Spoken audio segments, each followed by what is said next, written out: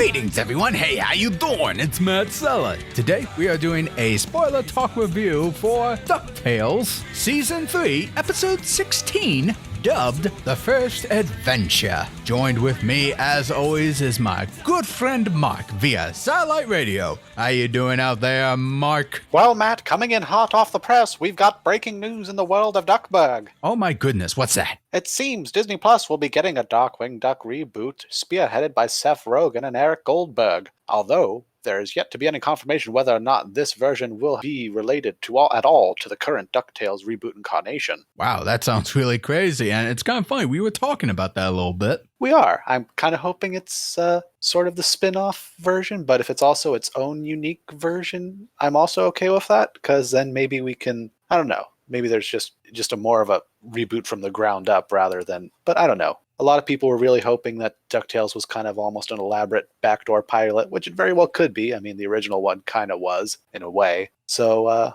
yeah, I think good news all around. Whether or not it's this version or a new version, who knows? Oh, yeah, totally. I mean, like, a lot of, like, animators and artists that I follow on Twitter, which, by the way, folks, if you want to follow me at Twitter, it's just at MJ Sella, just so you know. On there's, like, a lot of fan support for the new incarnation of Darkwing Duck in this DuckTales universe, and I think it would be a no-brainer to have a spinoff centered around that incarnation of Darkwing Duck, because there seems to be a really growing fan base for that. There does. I mean, the groundwork really is already kind of there, so we can't really argue that. I'm just, based off the reports from Variety and no official confirmation in regards to which version it will be by Disney. In fact, Wikipedia, although not always the most reliable resource, itself even says whether or not it has been based on the aforementioned spin-off of a reboot of DuckTales or not has yet to be confirmed. So I just want to put that out there just before anyone gets a little too excited. Not that you shouldn't be excited, but like, don't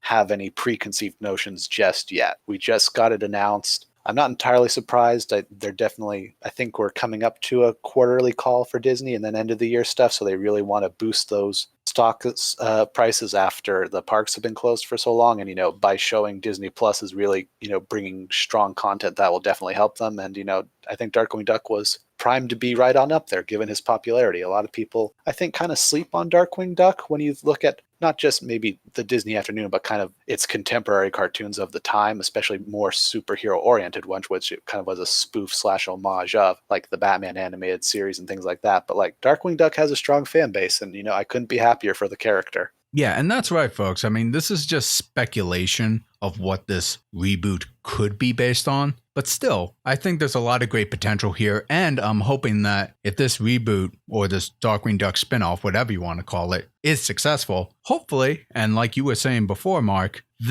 a possible success on Disney Plus, I'm really hoping that they're going to move DuckTales to Disney Plus, because what was it? Recently came out saying like they had like 7.3 million subscribers, 73 million subscribers. What was that number? It was about 73 million to my understanding. And also just we've known for ages in the entertainment industry that streaming really was becoming the future more and more each year. And the current state of the world with the health crisis and everything has really kind of sped up that process, especially with movie theaters not necessarily being open. And I mean, heck, I don't even know if people can afford regular cable anymore. So, just having things released same day of on streaming services really is the future, even if you do keep a TV based. And Disney seems to have been committing and doubling down to that with recent statements. So who knows? We could be looking at a future where, just same day of, it's on Disney Plus and, everyone's watching it. Because one of the things we've talked about, Matt, especially with Disney sticking with such an archaic model, is just that,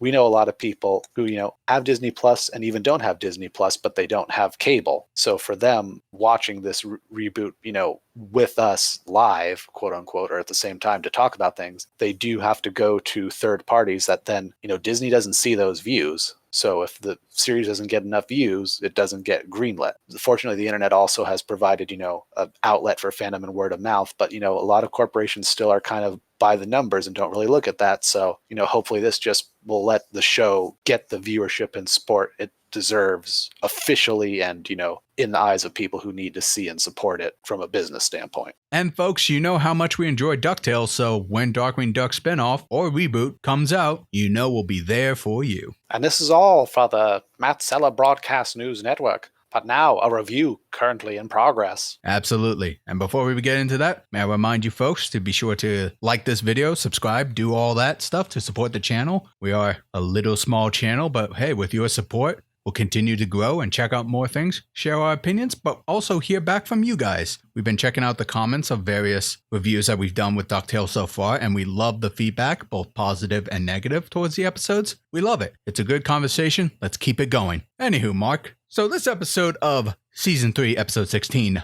The First Adventure, what is it all about? Well, Matt, I'm glad you asked. We start off in the 1960s after Hush has rejected Bradford's proposal to take over the world to rein in the chaos that just infests it. Years later, Bradford co-founds Fowl with Heron, and Scrooge is in charge of taking care of a young Della and Donald, while also being tasked by Shush to retrieve the Papyrus of Binding, a mystical parchment capable of making anything written on it a reality, which was stolen by the infamous pirate Yellowbeak. While Scrooge goes on his journey with the kids to try and track it down, Bradford and Heron will do anything to stop the trio. While Scrooge seems to have the upper hand, Bradford uses the papyrus one last time to erase his memory from Scrooge and then begin his lifelong plan of reigning in chaos by specifically reining in Scrooge McDuck. And that, I would say, is generally the episode. So, Mark, why don't you start off by telling us what were some elements in this episode that really worked for you, what didn't work for you? Well, on paper, Matt, I think the story was really fun, cute, and daring. I liked seeing young Della and Donald. I think it's really almost comical how delusional Bradford is and the fact that he's not a villain, especially like with Heron. I don't know how he kind of sees that team up and, doesn't put two and two together. But I thought it was fun. It was a fun adventure. Yellowbeak as a pirate and him even being reanimated by the papyrus after a while, I thought was kind of fun.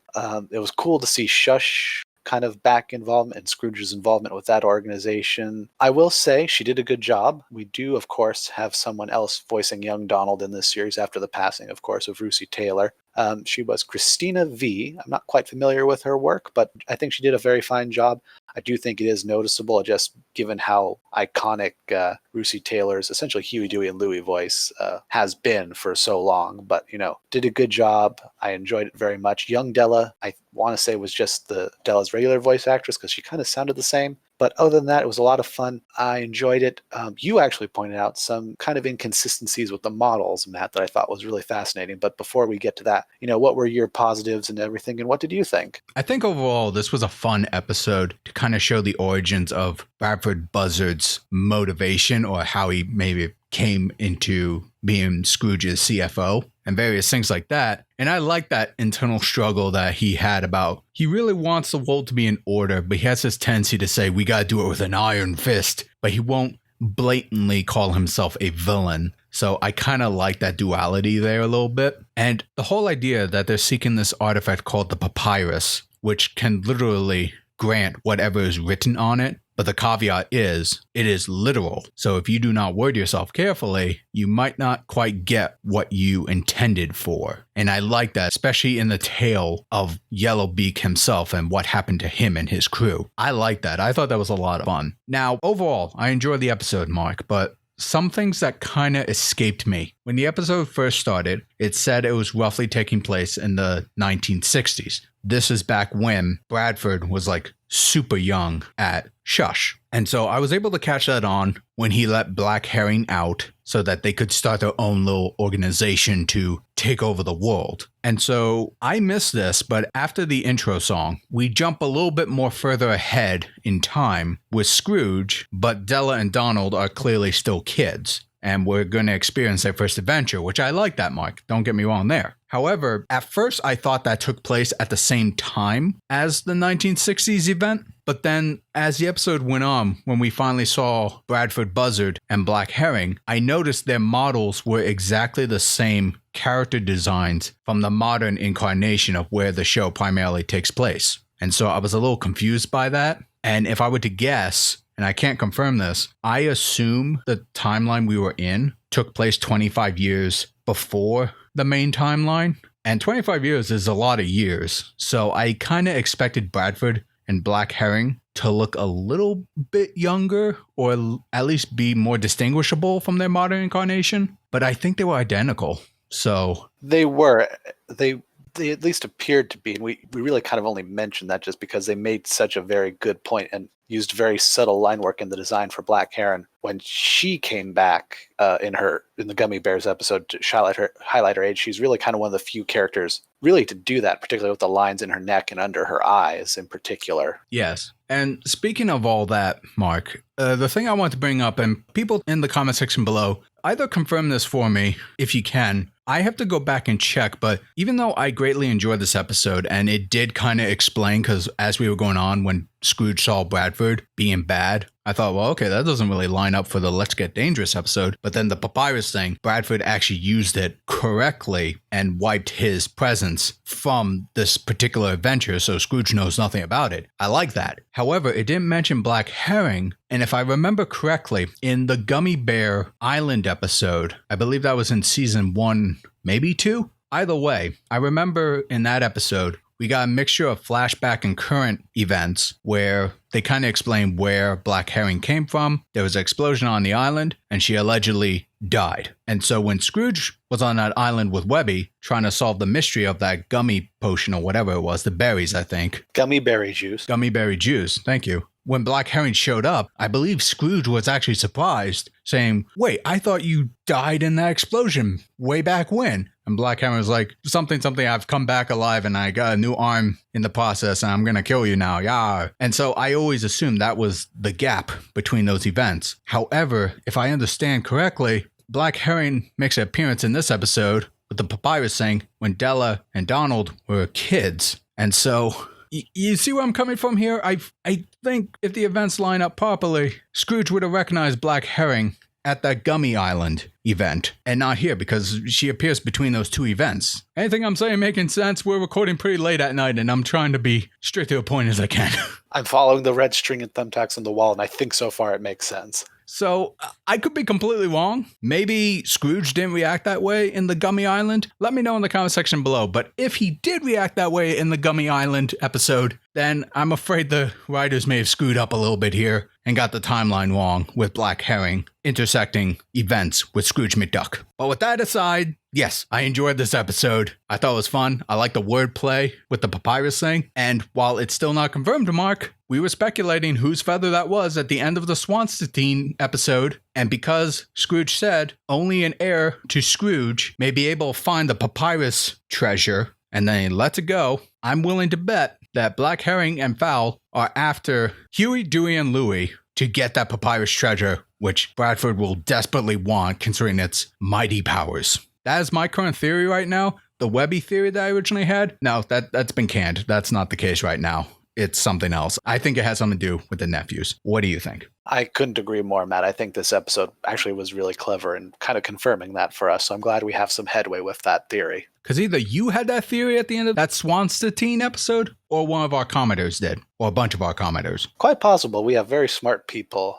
having a very good conversations in our comments. I'm very proud of this community. But Matt, one thing, I totally should have known who Christina V is because she voices, quite honestly, two of my favorite characters. Oh my goodness, who's that? Well, she voices Killua in the Hunter x Hunter dub, the most recent incarnation of that, and I love that series to death. But also, she's the voice of Shantae. Oh, damn. Now that's a connection. It is. I'm sorry, I just thought that was a fun thing for me to bring up. I was just kind of sitting here going, why does this name sound familiar? Why does this name sound familiar? And, well, here we are. There you go. No, that's actually pretty cool. Anywho, folks, I apologize for my rant on that weird timeline thing. I will not apologize for Mark's rant because he tells a really good rant. But you heard our opinion, so now we want to hear yours. Let us know in the comment section below, what did you think of this episode of DuckTales Season 3, Episode 16, The First Adventure? Did you like it? Did you not like it? Share your thoughts. Join the conversation. Be sure to like, share, subscribe, ring that bell to be notified when new videos drop. And if you want to support me directly, consider going to my Patreon or do a one-time donation at my Streamlabs. Links are in the description